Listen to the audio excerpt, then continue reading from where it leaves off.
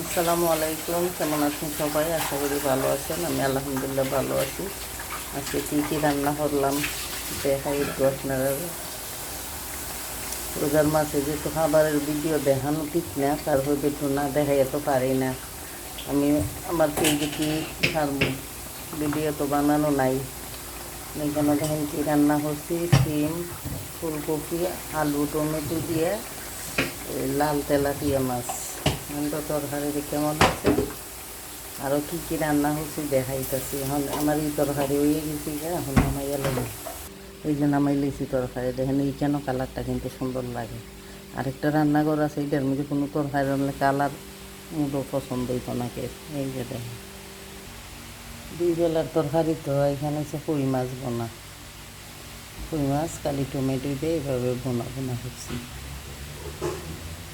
আরও রান্না বাকি রয়েছে, রান্না হইতেছে, এগুলাও দেখাইবার চেষ্টা করব। এই যে কই মাছ, অনেকে বলে যে রোজার দিনে নাকি হাঁস কম থাকে। আরে ভাই, রোজার দিনে হাঁস বেশি থাকে, রোজা ছাড়া হাঁস কম থাকে।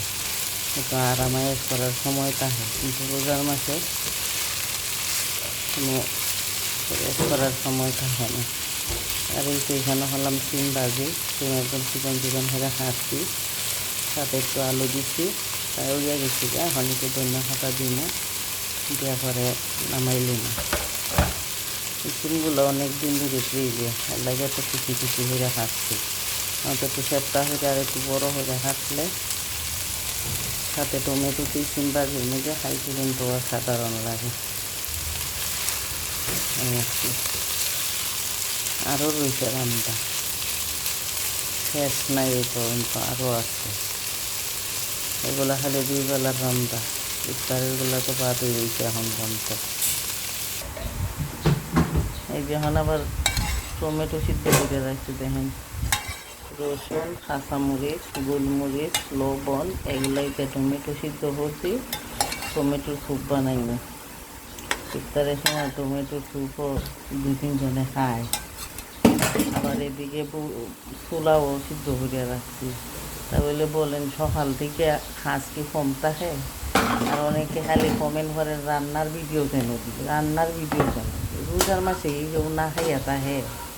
রোজার মাসে খাওয়ারও কোনো হিসাব নাই, যে যেমন খাইতে পারার লাগে কোনো হিসাব নেই না, বুঝছেন? তাহলে কমেন্ট করবার আগে চিন্তা ভাবনা করে কমেন্ট করবেন।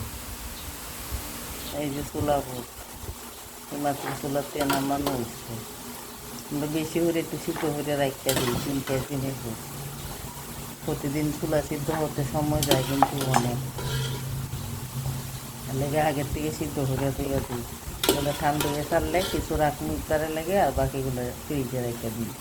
এদিকে আবার কাঁচা ছোলা, এই যে দেখেন ইফতারের সময় আমরা কাঁচা ছোলা মাখতে খাই। কাঁচা ছোলাটা মাখি একটু সরিষার তেল, কাঁচামরিচ, আদা কুচি। প্রথম যখন পানি খাই, খাইয়ে খেজুর খাইয়া পরে কাঁচা বুটগুলা খাই, অনেক ভালো লাগে। আপনারা ওইভাবে কাঁচা বুট মাখতে খাইবেন, দেখবেন ভালো লাগবে।